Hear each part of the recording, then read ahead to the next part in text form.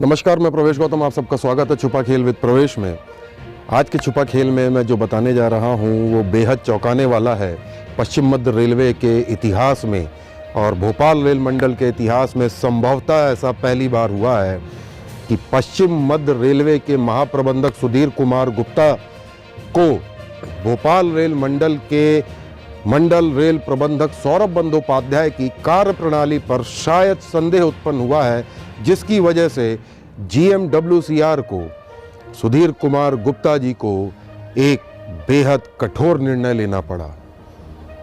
परत दर परत बताऊंगा। आज के छुपा खेल विद प्रवेश में एक छोटा सा निवेदन है, यदि आपने हमारा चैनल अभी तक सब्सक्राइब नहीं किया है तो प्लीज़ कर लें। आपके इस छोटे से प्रयास से हमारा मनोबल बढ़ता है। देखते रहिए छुपा खेल विद प्रवेश।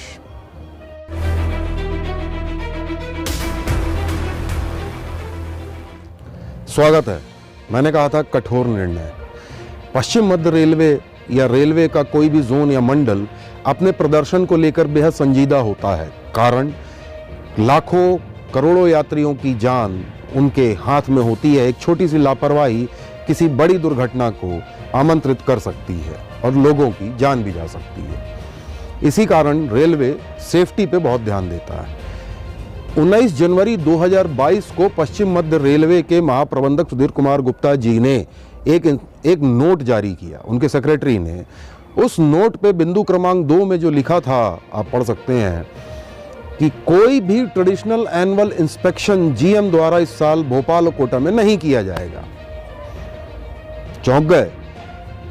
महाप्रबंधक का वार्षिक निरीक्षण रेलवे में एक महत्वपूर्ण निरीक्षण माना जाता है, जिसके आधार पे GM उस पर्टिकुलर सेक्शन और मंडल की परफॉर्मेंस पे अपनी रिपोर्ट देते हैं और रेलवे बोर्ड को भेज के यह बताते हैं कि मैंने इस सेक्शन को, मंडल के सेक्शन को मैंने देखा है, इसमें कोई कमी नहीं है या कोई कमियां हैं तो उनको दूर किया जा रहा है। यात्रियों की यात्रा के लिए यह सुरक्षित है। पर GM ने ऐसा क्यों मैं बताता हूं। दरअसल महाप्रबंधक के जबलपुर रेल मंडल में वार्षिक निरीक्षण था 27 और 28 दिसंबर को सतना से जबलपुर रेलखंड में। इस दौरान GM खूब घूमे, गए, देखे और लाखों रुपए अवार्ड और रिवॉर्ड भी दे दिए। परफॉर्मेंस से खुश हो गए। लेकिन ऐसा क्या हुआ, 30 दिसंबर के बाद 15 जनवरी या 16 जनवरी तक जबलपुर रेल मंडल में 3-4 बड़ी घटनाएं घट गई, जिसमें ट्रेन के डब्बे पटरी से उतरने तक की घटना थी। पहिए उतर गए थे। खतरनाक साबित हो सकता था। यात्री थे या नहीं थे, यदि थे तो उनकी जान पे भी बन सकती थी। 12 इसकी वजह से रेलवे बोर्ड बेहद नाराज हुआ। GM को शायद यह नागवार गुजरा। उन्होंने मौखिक तौर पे अपने अधिकारियों से चर्चा की और पता किया कि भोपाल रेल मंडल में क्या चल रहा है, कोटा में भी। तो उनको पता चला कि भोपाल रेल मंडल की स्थिति भी कोई बहुत अच्छी नहीं है शायद। तो GM साहब को लगा कि मैं जाऊंगा फिर निरीक्षण में, मैं किसी के अगेंस्ट स्ट्रिक्ट एक्शन नहीं लेना चाहता। तो उन्होंने शायद यही सोचा होगा। यह सोचकर उन्होंने अपना निरीक्षण निरस्त कर दिया और उसी बिंदु में लिखा, चूंकि सेक्शन डेडिकेट हो गए हैं एनुअल इंस्पेक्शन के लिए, एक सेक्शन डेडिकेट हो जाता है मंडल में। तो इस बार भोपाल मंडल में भोपाल बीना सेक्शन था, जहाँ पे GM जाते, वहाँ का ट्रैक देखते, सिग्नलिंग देखते, ऑपरेटिंग का सारा सब कुछ देखते, वो उसके बाद वहाँ पे अपनी रिपोर्ट देते। तो उन्होंने ये निर्देश दे दिया कि सारे PHOD जी यहाँ, सारे प्रिंसिपल HOD, यानी हर ब्रांच का सबसे बड़ा अधिकारी जोन में, वह अपने अपने ब्रांच के काम को निरीक्षण करेगा और अपनी रिपोर्ट सबमिट करेगा। उस रिपोर्ट के आधार पे GM निर्णय लेंगे कि क्या काम हो रहा है, ठीक हो रहा है कि नहीं हो रहा है। जो भी है, मैंने कुछ दिन पहले खबर दिखाई थी, 48 घंटे में भोपाल रेल मंडल में 3 बड़ी घटनाएं घटित हो गई, जिनको दबाने का पूरा प्रयास किया गया था।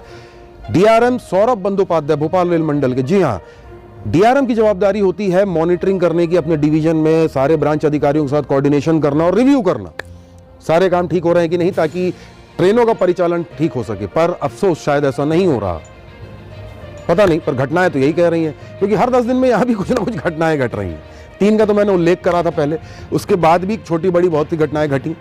बाद में 3 बड़ी घटनाएं और घटी अभी हाल ही में, CRS इंस्पेक्शन के दौरान भी। वह इन सारी घटनाओं का जिक्र मैं अपने अगले वीडियो में करूंगा। फिलहाल तो ये बता दूं कि ऐसी कुछ घटनाएं और विजिलेंस के मामले भी बढ़ रहे थे भोपाल रेल मंडल में। जी हां, कई लोगों के नाम एग्रीड लिस्ट में आ गए, उसके बावजूद वो मंडल में बैठे हुए हैं। कार्यप्रणाली संदेहास्पद हो रही है। क्यों? जो भी है, शायद GM को ये जानकारी लगी तो उन्होंने कहा कि मैं जाऊंगा और स्ट्रिक्ट एक्शन लूं। इससे बेहतर है कि मैं न जाऊं और PHOD को जिम्मेदारी दे दूं, अपनी ब्रांच के अधिकारियों के साथ आप इंस्पेक्शन करिए और इंस्पेक्शन रिपोर्ट सबमिट करिए। क्या हो रहा है रेलवे में? अप्रत्याशित बजट भी अप्रत्याशित आया, रेल मंत्री कह रहे हैं कि पहली बार ऐसा हुआ, शायद मंडल में या जोन में पहली बार ऐसा हो रहा है कि जीएम एनुअल इंस्पेक्शन नहीं करेंगे। एक और सबसे महत्वपूर्ण बात ध्यान रखिए, जीएम ने 28 जनवरी को कोटा में विंडो ट्रेलिंग की, चलिए ठीक है, भोपाल में भी उन्होंने 28-29 जनवरी की रात में विंडो ट्रेलिंग की, अशोकनगर से लुधियाई सेक्शन की, बकायदा प्रेस रिलीज आई। इस प्रेस रिलीज में डीआरएम का नाम नहीं था। यह चौंकाने वाली बात थी कि जोन का जीएम विंडो ट्रेलिंग कर रहा है और जिस मंडल में कर रहा है उस मंडल का डीआरएम उनके साथ नहीं, ना एडीआरएम। क्यों? जीएम साहब की नाराजगी तो नहीं, सौरभ बंदोपाध्याय जी की कार्यप्रणाली, जी हाँ, भोपाल रेल मंडल के डीआरएम सौरभ बंदोपाध्याय जी की कार्यप्रणाली पर सवालिया निशान खड़ा हो रहा है कि क्या मंडल उनसे संभल नहीं रहा। खैर जो भी हो, यदि संभल रहा है तो जीएम साहब को बुलवाइए और इंस्पेक्शन करवाइए। या कॉन्फिडेंस नहीं है? कॉन्फिडेंस होगा भी कैसे, क्योंकि घटनाएं घटित हो रही हैं और उनको दबाने का प्रयास किया जा रहा है। अगले वीडियो में 3 प्रमुख घटनाएं बताऊंगा जिनको दबाने का प्रयास किया जा रहा था, हालांकि दबी नहीं है, पर फिर भी मैं वह सामने लाऊंगा। जो भी हो, भोपाल रेल मंडल के डीआरएम सौरभ बंदोपाध्याय को इस पर जवाब देना चाहिए कि वह जीएम को बुलवा पाएंगे या नहीं।